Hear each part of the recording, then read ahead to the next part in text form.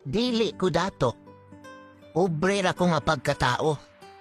Balik-balik ang ako ang mga sanina o wala mi saktong balay. Pero pag muduol ka nako, unya makayaran ako ang imuhang hangyo, dili pud ko magdinalo. Mahirap pala pag dineklara kang persona non grata, ano? Pero mas mahirap kung ikaw ay persona non kwarta.